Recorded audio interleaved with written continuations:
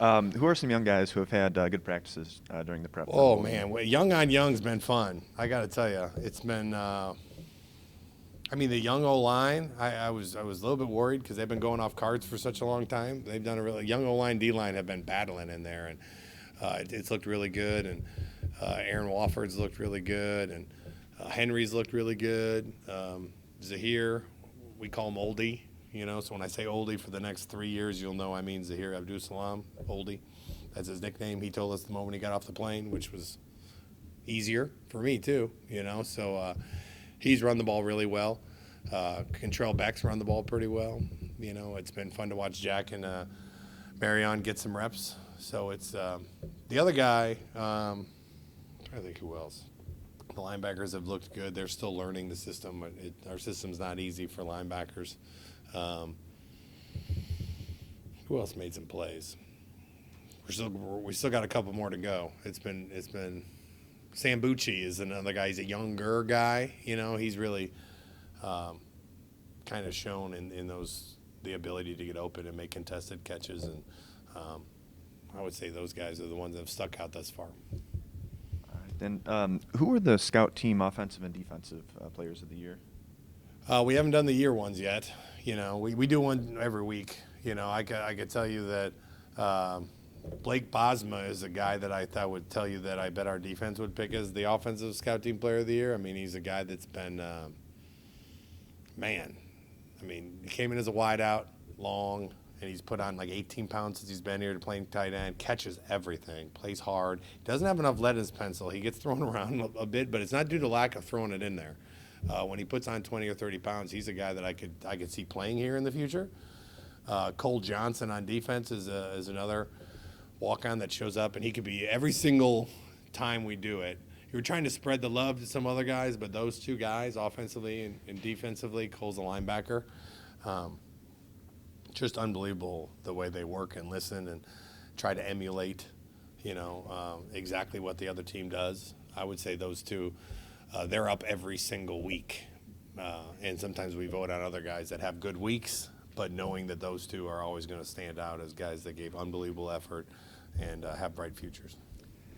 As far as Bryson Garner goes, is he healthy enough to play in the bowl game? And have you started the process of applying for a medical red shirt? Yeah, we started that process, and so he's the strength it's close. I mean, they keep testing it. The plan right now is we send all the medical stuff in because he would like to come back. I mean, I feel terrible for him. His senior year gets hurt. What was that, game 3? And it's not an injury that normally takes this long. And he's frustrated trying to get his strength back. It's just not there. He can run. He looks good. We actually took him and did, I think I told you guys, we did an extra test on him just to make sure the nerve, everything was good with it. Is there something we're missing? And we did it, and they said, no, everything's fine. It's just taking longer than normal. Have faith. It'll work, So yeah, we've turned all that in, and he's planning on coming back. So having an all-conference safety back next year and a guy that wants to come back and have a leader back on the back end is going to be huge for us. Any players opting out of the bowl game to prepare for their next chapter? Not yet, not that I know of. Not with we've already been practicing. It's always interesting as you put together a practice plan because it all depends on what day the game is. So what we did was we had a couple just young guy practices, stay sharp practices. We had a 3-day build up Thursday, Friday, Saturday for like we're playing.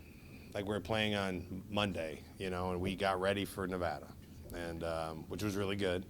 And then it's finals, and they need to focus on academics right now. Everything. I mean, we make them come in and get some work, do optional workouts whenever you want in the morning, all week long because it's good for them to get up and move around during finals. But we've given them time to focus on their academics, and then they'll have the weekend off, and then when they come back next week on Monday, we'll pretty much do everything we did Thursday, Friday, Saturday again, and then we get on the bus. So Monday we'll move around. Tuesday, Wednesday will be our last 2 real life practices, and then Wednesday, or was it Thursday? Thursday we got on the bus and we're gone. So yeah, we've kind of gone through it one time. They got a little break here, see the family. They're gonna, some families might be able to come for Christmas. Bowl games and family gatherings don't always mix. So I want to give them a chance that if they wanted to go home, they could. So after finals, a lot of them, if their last finals today, then they can leave today. If it's tomorrow, if it's for whenever it is, they have a chance to go home for the weekend, see their families, and maybe do some Christmas stuff if they want.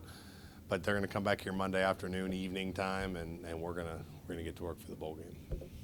Speaking of opt-outs, Nevada's quarterback Carson Strong has announced that he is Last going to night. be focusing on the draft and out of this game. So how does that change your defensive focus going into facing Nevada? We had that conversation this morning. It's interesting. I mean, their backup 6'9", big long kid, athletic, runs the ball.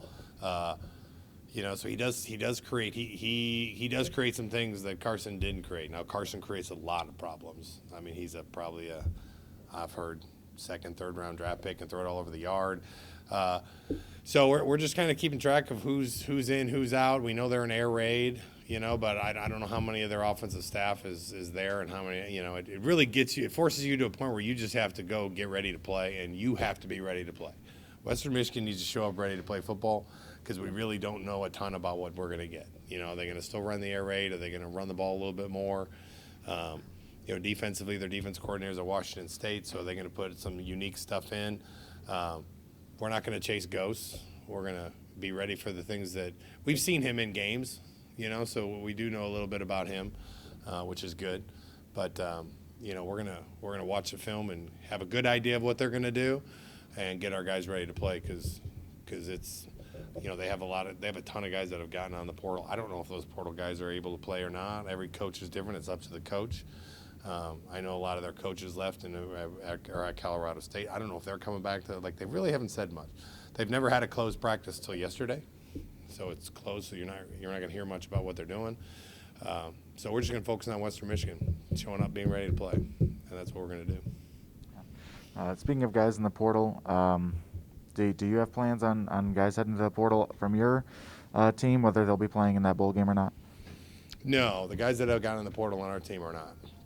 They are focused on getting recruited. Hey, go get recruited, get everything you need. I've tried to give them the best advice I could. To taught them a little bit about the rules.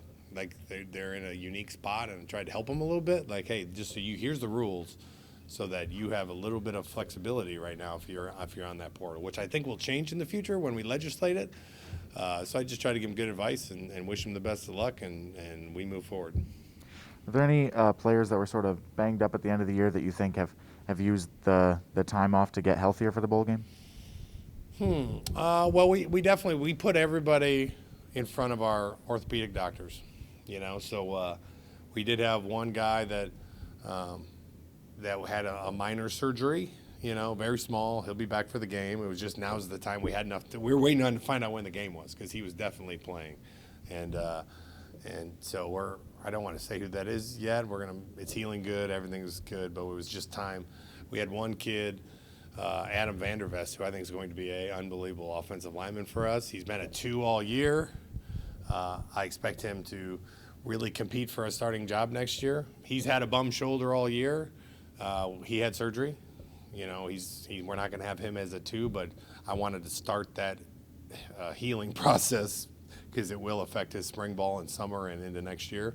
So there are some guys that were 2s, that have been 2s, that have been waiting on surgeries that we've jumped into surgery. But I think it's all bumps and bruises. TC's been banged up and been gutting it out. Just playing. And Zaire, Ali's been banged up. He's got a lot of great rest. Our whole O-line is feeling good, and so there's really no major, but it's all the little bumps and bruises you take over a season, and everyone's feeling good, feeling fresh, legs are fresh, and that's why I'm giving them a little bit of time here just to make sure they're good and solid before we come back next week and really hit it running.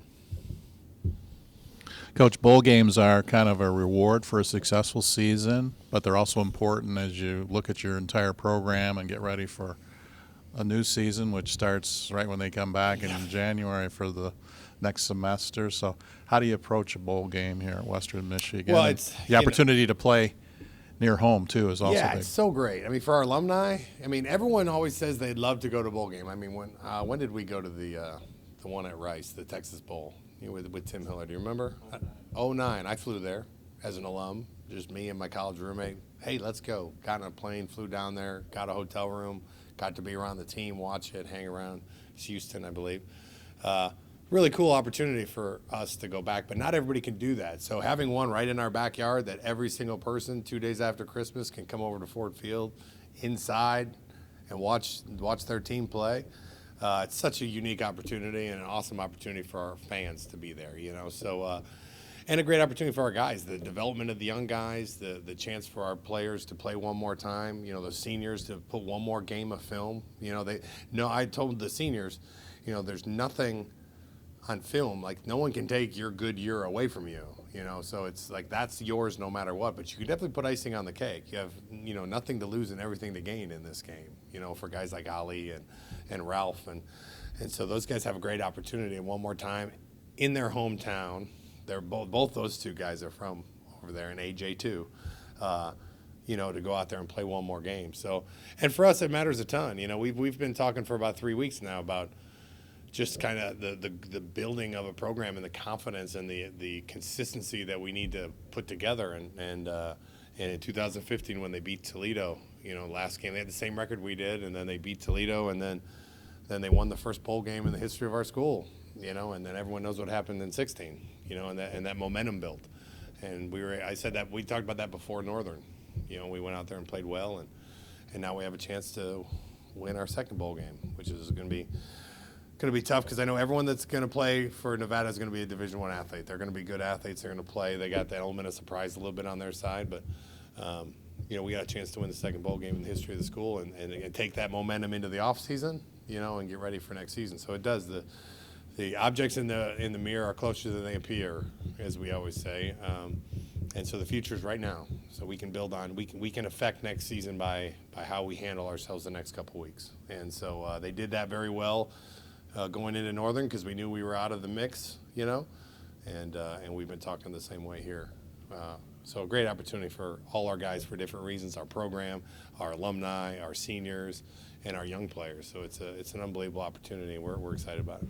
Do you see the Mid-American Conference and the Mountain West Conference as being on the same playing field, same level? There's always a big argument, right? In the Power Five, they argue about it. The Group of Five, we all argue about what's your ranking, and I think a lot of times they really determine that at the end of the year by your bowl record.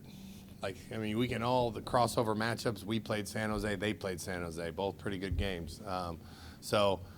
But the truth of the matter is, you can look at the actual head-to-head games. You know, which I don't know how many. I think we might have been the only team that played a Mountain West team this year. No, Northern played Wyoming, and I want to say Ball State played Wyoming. You know, and I think